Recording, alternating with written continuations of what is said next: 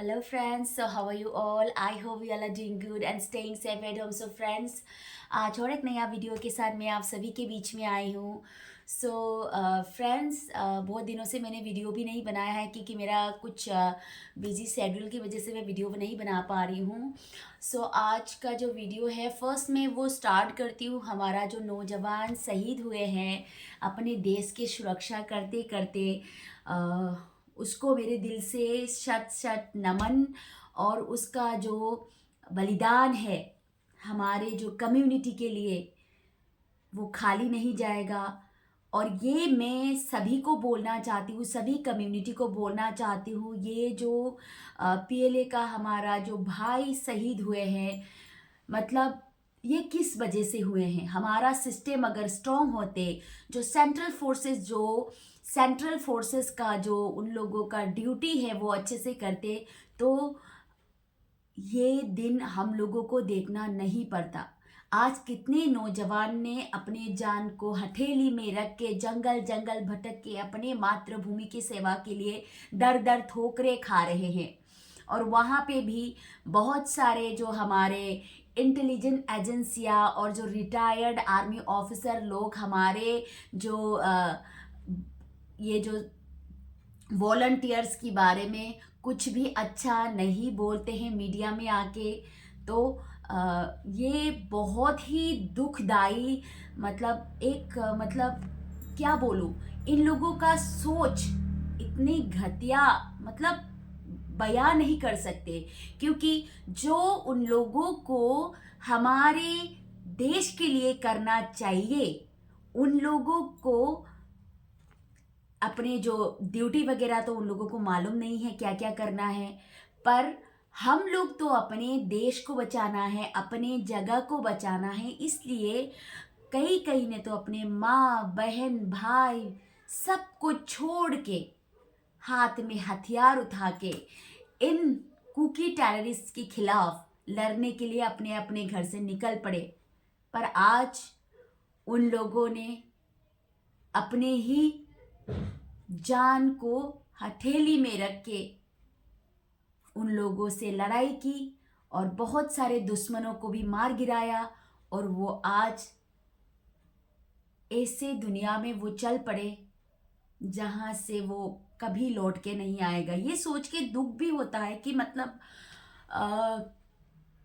एक माँ को नहीं मालूम है कि उसके बच्चे आज अपने देश के लिए वो देश की सुरक्षा के लिए जा रहे हैं, वो कभी वापस आएंगे कि नहीं वो भी मालूम नहीं। एक बहन को नहीं पता है कि उसका भाई जो जा रहे हैं कभी लौट के आएंगे भी नहीं। ये सब सोच के बहुत ही दुख लगता है। अगर हमारे सिस्टम इतने स्ट्रांग होते, हमारे सिस्टम अच्छे कदम उठाते, तो आज हम लोगों को ये दिन देखना ना पड़ता। और वो लोग जो हमारे देश की सुरक्षा के ठेकेदार लोग हैं ना, वो लोग आफ्टर रिटायरमेंट सोशल मीडिया में आके हमारे जो वॉलंटियर्स के खिलाफ ऐसे अनाप शनाप नहीं बकते। सो फर्स्ट वही बात मैं सबसे शेयर करना चाहती थी।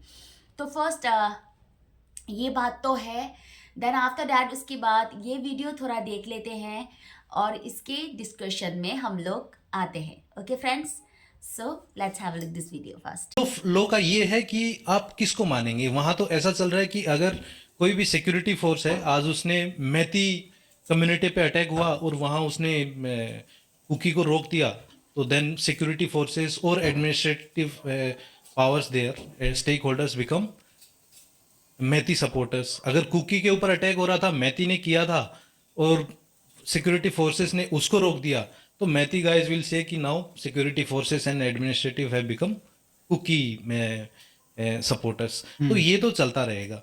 अभी आपने जैसे बात की कि बहुत सारे जो आम जनता है उनसे भी एक तरीके से पैसा लिया जाता है, कंट्रीब्यूशन लिया जाता है, और उससे फिर सारी चीज़ें हैं, जो लीडर्स हैं वो चाहे आर्म्स खरीदें चाहे कुछ और करें, वो अपनी कम्युनिटी के नाम पे ये सब हो रहा है। मैंने एक बात सुनी थी कि नॉर्थ ईस्ट में और खासकर मणिपुर में भी कि जो जितने भी सरकारी लोग होते हैं, जो सरकार में काम करने वाले लोग हैं, एम्प्लॉयज़ हैं चाहे ब्यूरोक्रेट्स हैं, हर किसी को हफ्ता देना पड़ता है इन टेररिस्ट ऑर्गेनाइजेशंस को जहाँ पे जिसका होल्ड होता है। तो क्या ये बात सच है वहाँ पे? सर ये है कि खुले कोई अपने आप को टेररिस्ट या इंसर्जेंट नहीं बताता है, और खुले में कोई भी ये नहीं बताएगा कि मैंने उसको हफ्ता दिया है। ये एक नैरेटिव फॉर एग्जांपल क्रिएट किया गया कि आज हम अपनी कम्युनिटी के लिए ये करेंगे, और हमारी कम्युनिटी को सेफ गार्ड करने के लिए ये कुछ लोग हैं, ये वॉलेंटियर्स हैं, ये हमारी फोर्स है, या कुछ भी, कुछ जो भी नाम देंगे, उनकी मदद करने के लिए हमें चंदा इकट्ठा करना पड़ेगा। तो एक सेंस में तो उन्होंने अपनी कम्युनिटी के कुछ लोगों की जो उसको सेफ गार्ड करने की कोशिश कर रहे हैं, उनके लिए पैसे इकट्ठे किए और उन तक पहुंचा दिए। एक सेंस तो ये बनता है। ओके, सो उम्मीद है आप सभी ने वो वीडियो देखा होगा। ये जो आर्मी रिटायर्ड ऑफिसर है, अफसर रैंक का आर्मी है, तो ये बोलना चाह रहे हैं कि मैतेई कम्युनिटी से भी हमारे जो ऑर्गेनाइजेशन है और कुकी कम्युनिटी से भी ऑर्गेनाइजेशन है। तो फर्स्ट ऑफ ऑल ये मैं बताना चाहती हूँ, जो हमारे जो मैतेई कम्युनिटी जो लेन इलाके में रहते हैं और जो कुकी उग्रवादी जो जंगल में रहते हैं, वो लोग जंगलों से फायरिंग करते हैं। ओके, सो वो लोग जंगलों से फायरिंग करते हैं। हमारे जो अभी जम्मू कश्मीर में एक एग्जांपल देती हूँ। जम्मू कश्मीर में जब फायरिंग होता था तो पाकिस्तान के लोग हिल इलाके से हमारे इंडियन के जो बंकर वगैरह है वहाँ पे गोलियां दागते हैं, तो वो लोग छुप छुप के दागते हैं। ये वाला जो जम्मू कश्मीर का सिचुएशन है सेम मणिपुर का भी है, क्योंकि कोई भी हिल इलाके से लेन इलाके अच्छे से देख सकते हैं। फर्स्ट ऑफ ऑल मैं ये जो हमारे जो देश के जो बड़े बड़े हमारे डिफेंस एक्सपर्ट हैं, उन लोगों को मैं ये थोड़ा मेरे नॉलेज के हिसाब से मैं बताना चाहती हूँ, क्योंकि नीचे से कोई भी फायरिंग नहीं कर सकता है। हमेशा फायरिंग ऊपर के सेक्शन से, अपर सेक्शन से लोअर सेक्शन में होता है, कि आप से डाउन पे होता है। तो कुकी जो मिलिटेंट उग्रवादी है वो लोग आप पे छुप के बैठे हैं। देन हमारे जो मणिपुर का जो विलेज वॉलंटियर्स है, प्रोटेक्टर है, हमारे जो लेन इलाके का जो वॉलंटियर्स वगैरह है, वो लोग कहाँ से फायरिंग कर रहे हैं वो सुन के वो लोग सिर्फ डिफेंड करने के लिए वहाँ पे खड़े हैं। तो वो लोग जो डिफेंस एक्सपर्ट, कई डिफेंस एक्सपर्ट, सब नहीं बोल रही हूँ, कई सारे डिफेंस एक्सपर्ट ने बोला है कि वहाँ का भी मैतेई लोगों का भी वॉलंटियर्स है और उधर का भी वॉलंटियर्स है। वो लोग उधर का भी वॉलंटियर्स ही मानते हैं, ऐसे उग्रवादी नहीं मानते हैं को। तो मतलब उन लोगों के रिलेशन क्या है वो मैं ये तो नहीं जानती। तो वो लोग ये बताना चाहते हैं कि दोनों सेम है, कुकी भी सेम है, मैतेई भी सेम है, कि उन लोगों के इस साइड में भी है, उस साइड में भी है। तो अगर हम लोग कुकी को बचाना चाहते हैं तो मैतेई कम्युनिटी भड़क जाते हैं, जब मैतेई कम्युनिटी बचाना चाहते हैं तो हम लोग ये लोग कुकी कम्युनिटी भड़क जाते हैं। तो उन लोगों का ये मानना है। तो मैं यहाँ पे एक बात रखना चाहती हूँ, अगर आप लोग इतने ट्रेनिंग करने के बाद, इतने सारे आप लोगों ने ये जो टेक्निकल आप लोगों ने सीखा होगा कि आतंकवादी को कैसे पकड़ना है, आतंकवादी के साथ कैसे ट्रीट करना है, आतंकवादी कहाँ से आ रहे हैं उसको कैसे पकड़ना है, ये सब आप लोगों ने अपने जो 1 ईयर या 6 मंथ, आई थिंक 12 मंथ, हाँ मतलब कितने टाइम का ट्रेनिंग आई डोंट नो, पर उसमें आप लोगों ने सीखा होगा ना। तो आप लोगों को पता होगा कि आतंकवादी कहाँ कहाँ छुप सकते हैं, कहाँ कहाँ कैसे फायरिंग होता है।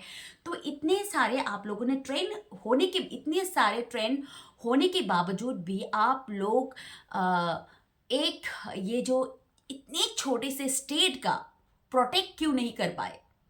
इतने सारे उग्रवादियाँ, अगर कुकी उग्रवादियाँ हमारे मणिपुर के जो म्यांमार से मणिपुर के सटे हुए इलाके में, बॉर्डर में अगर वो लोग नहीं घुसते तो ये वाले इंसिडेंट नहीं होता। आज इतने इलीगल इमिग्रेंट्स भरा पड़ा है हिल एरिया में, वो बीएसएफ एंड असम राइफल होते हुए इतने सारे इलीगल इमिग्रेंट्स कैसे अंदर घुस पाए?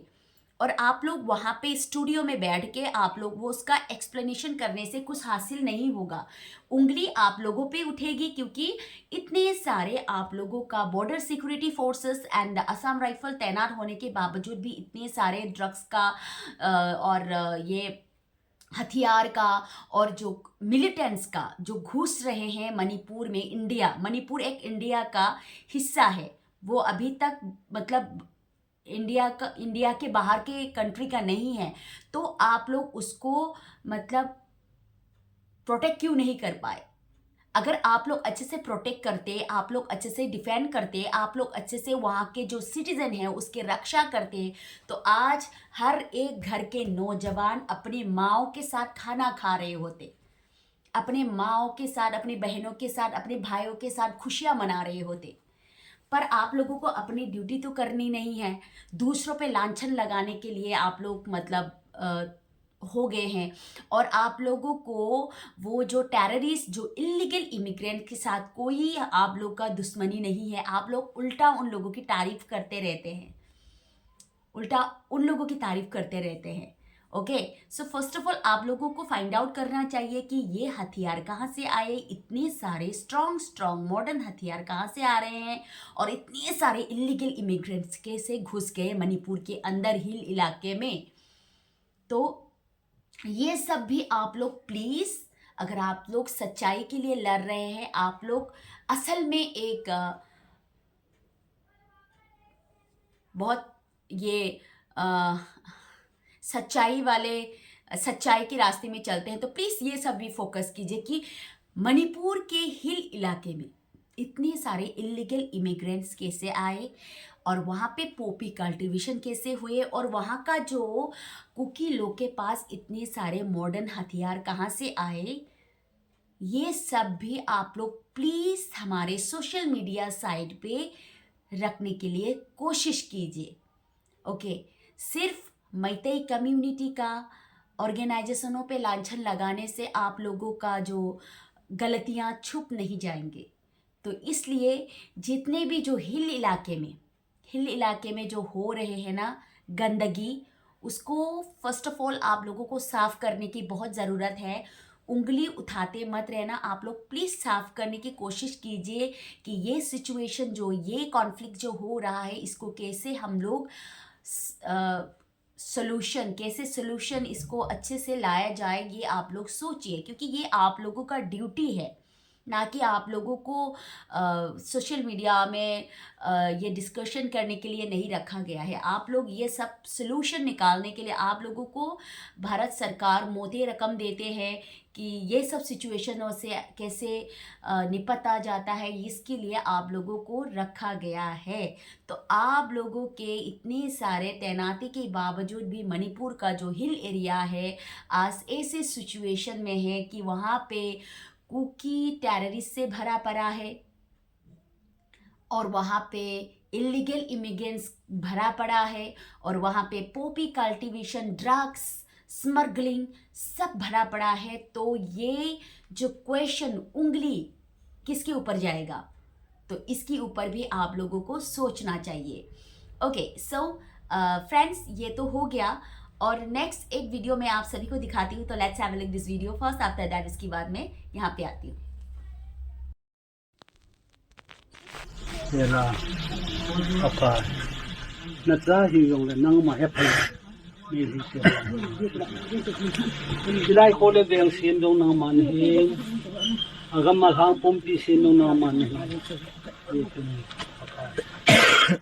nang ma mi te la sam yong lang ka na lu na ni santi wa kanam te ho ka le na te ho pakai nang ma ja la zo na te no hi kanam pum pa na long a hi na min king lo pi ka